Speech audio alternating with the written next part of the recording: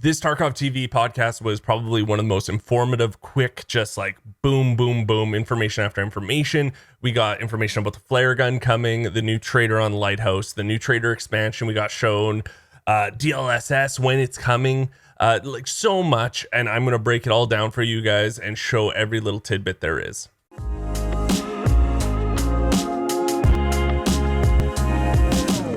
The first thing they come out of the gate with was a new gun. I know it's not a sexy gun or anything, but it's the Rhino Revolver. It looks really cool. It probably is the best looking, I would say, pistol once it gets added. It looks really beefy.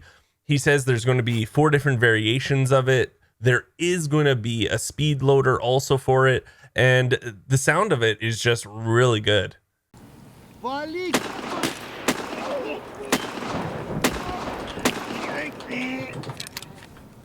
Ты куда там замочился? Don't look at the actual the feedback and the recoil and everything and damage, because literally this gun isn't set yet. So all the parameters is just draft parameters. So in the final state, the things will be changed, like recoil and damage and everything. They also touched on arena mode because a lot of people were asking questions about it.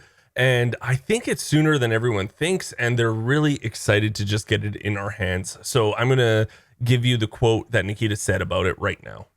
Will it be released this year? But most likely yes, because we really wanted to have it as soon as possible, because it's pretty cool concept, and we want to have it in the game. And right now we are working on it, and I can't tell you more, because literally another month or 2 and you will see it by yourself, or even you will have an ability to play it. But I don't know, but something will be there for sure.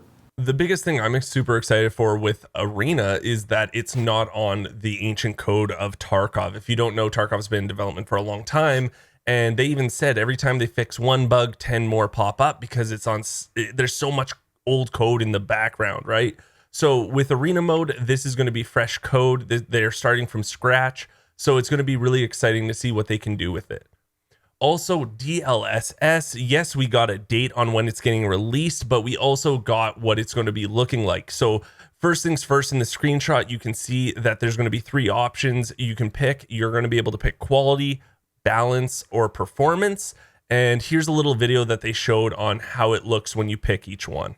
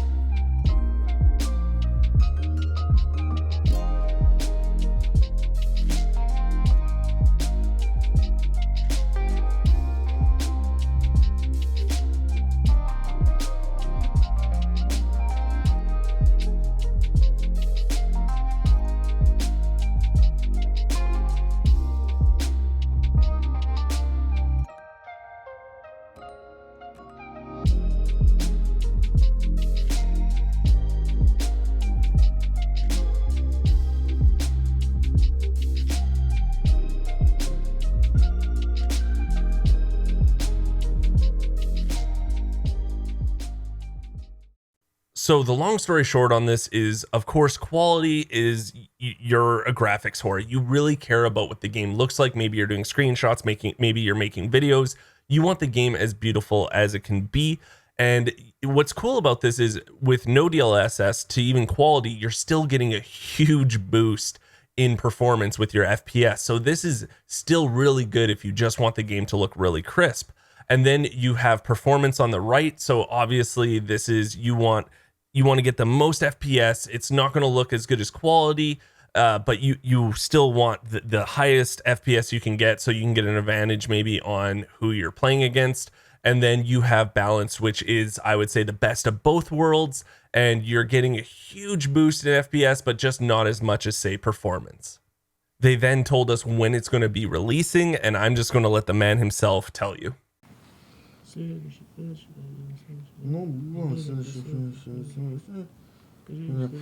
DLSS will be available next week, most likely. Maybe the week after next week. This is huge. This is going to be coming out next week or the week after. It looks like it's going to significantly give us a boost on FPS, no matter which one you choose. And this is something, you know what, I wasn't really excited for. I'm going to be honest. I was like, DLSS, it's not going to be that good. Can it? It's that good, you guys. Like, it's that good. I am jacked now that I saw an actual example of what it's going to do to the game. So I'm really looking forward to this. Now, another cool feature that they showed off was the new crafting feature. So the gist of this is there's going to be a blue little wrench on certain items when you go into the crafting menu, and you using these items doesn't mean that they're going to be used up in the craft. So they showed here an example, you making some circuit boards with the gas analyzer and the screwdriver, and the gas analyzer is going to be used up and out of your inventory, but the screwdriver isn't. So they're using it kind of like these are multi-use tools that you can use in your hideout. And it makes sense, right? Say you build something in real life, you use a screwdriver, the screwdriver's not gone, it's just the items that you use. So I really like this feature. I think this is actually, I never even thought of this. It's just a kind of like a duh. Yeah, it makes sense. But he did say that these items are going to be a lot more rare, so you might want to get your hands on them now, which made me think, is this coming sooner than we think? He didn't say when it's coming, but him saying you should get your hands on these items now makes me think this is coming up in the next couple of patches. Another new feature is going to be your weapon repair kits and your armor repair kits. So this is something they have talked about before, and we just didn't know how far along they were with it, but it looks like they're going to be adding it very shortly. So you're still going to have the option to repair your guns or your armor with the dealers, but if you use these items, it's just going to do a significant repair job on them. Now, they said they are going to be rare. The weapon one is going to be durability of 800. The armor one's going to be a durability of 1,000. And as you can see here, they just drag it onto the vector, and the vector is 30 out of 100. And when they use the repair kit, it's 89, I think. So it brings it up. I think it was 93 actually. It brings it up significantly. So, you know, you're going to be using this, and it's going to help you a ton. On this video right here, they take a slick that is 30 out of 80. They use the repair kit on it, and it goes to like 79. Let's just take a peek here quickly. So he repairs it, and it goes to 79. That's insane. These are going to be really rare, but everyone's going to be hoarding them and wanting them because obviously they're just super OP now. Another huge quality of life update that they're going to be doing is on daily tasks. A lot of people are enjoying them, but it sucks when you get a daily task that you're like, I don't even want to touch this. I'm never going to do this. Well, a lot of games let you re-roll them for some sort of penalty, and Tarkov is going to be doing the same thing. So you are going to have to pay a certain amount of rubles to replace it. You're also going to take a traitor hit with the current traitor that you're doing it with. And also you're going to get a little bit less XP from the task, but you are going to be able to change it if you want, so that if you never play labs, you can be like, okay, let's re-roll this one because I'm not going to play labs, or I don't want to kill 6 PMCs with a grenade today, you know? So really great quality of life that is very little, but it's going to go a long way for the player base. Now, the Lighthouse expansion is something that a lot of people were asking about, and we got, you know, some new info. Of course, there's going to be a new boss. There's going to be the new dealer. They even showed off the traitor that's on the map. I'll show you that in a little bit here. They did say that when the expansion comes, they're going to make changes, not only to, of course, you know, opening up the expansion, but they are going to make changes to the map. So the water facility is going to change a bit and things like that. So I really do like that, because Lighthouse currently it's okay, but I think it does definitely need some changing. And the problem with this all, though, the downer side of it was he said it wasn't coming very soon. It's coming soon, but not soon. But here is some cool a cool video they made of what the new expansion does look like.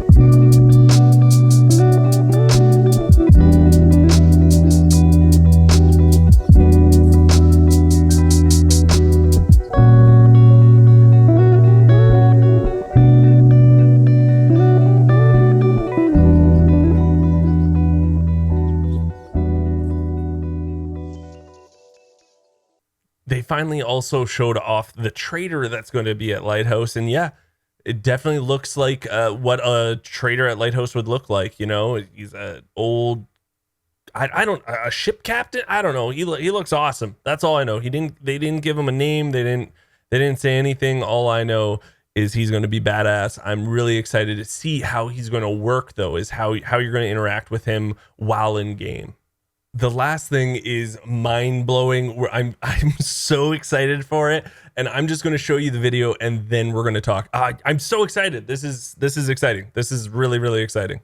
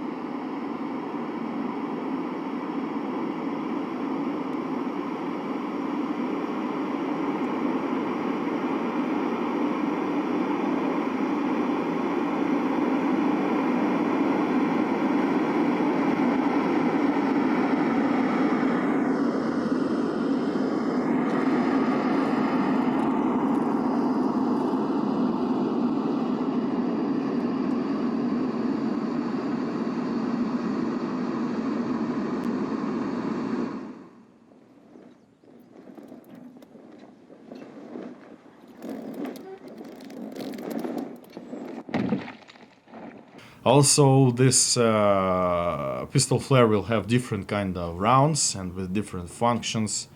So at least for the first iteration, you will have only the call-in option of the airdrop, and also there will be different airdrops. Yeah, I thought that this video will contain different types of airdrops, but unfortunately, it was just a standard type of it. There's a couple of things we got to unpack here. I don't know if it's because Nikita's main language isn't English, but he says you're only going to have the call-in option at first, which makes me think, is this going to be a way that you get your loot delivered to your hideout mid-game so you don't have to extract? You can just call in a plane and they'll take it. Another thing I was thinking about was maybe instead of the vehicles always being there and you have to pay for the vehicles, maybe some certain extracts now you will hit a flare gun and it'll drop, say, a boat in the water, or it'll drop, like the SUV at a certain location, and then you just gotta wait for it to drop and then have a countdown timer and then you can leave. So some sort of unique extracts with the flare gun. Obviously there's probably going to be like an ammo crate, there's going to be a med crate, just some sort of survivability crate with ammo, food, drink, health, all that kind of stuff. This is something we really wanted, and we've talked about as a community. A lot of streamers have, and I think everyone's going to be losing their shit once they see this, because it's just such a fun feature. The airdrops are already amazing, but if you can call them in yourself, that'll be a blast. We don't know when this is coming for sure, but another little Easter egg that I don't think anyone really talked about, definitely Nikita didn't talk about, was the flight path of the plane. It does come in a straight line right here, but once it starts dropping the crate, it actually moves to the left. So this is good because opposing teams won't be able to have an educated guess of where it dropped if they're seeing it, say, at the tail end or at, or even in the middle, because it's taking a left and now you have no clue where it started. I really like this feature. It's an awesome little Easter egg that I think more people need to talk about. This was probably one of the shortest podcasts and the most informative all at once. I was really happy with what they did. I'm really excited for everything coming. All I can say is it's not coming soon enough, because all these features just look amazing. So if you like the video, remember, I make a ton of Tarkov content. I hope you hit the subscribe button. I hope you give the video a thumbs up. Remember, subscribing is free for you guys, but it does mean the world to me. Also, I do stream 5 days a week on twitch.tv. Come by, say hello, and until next time, I'll talk to everyone later.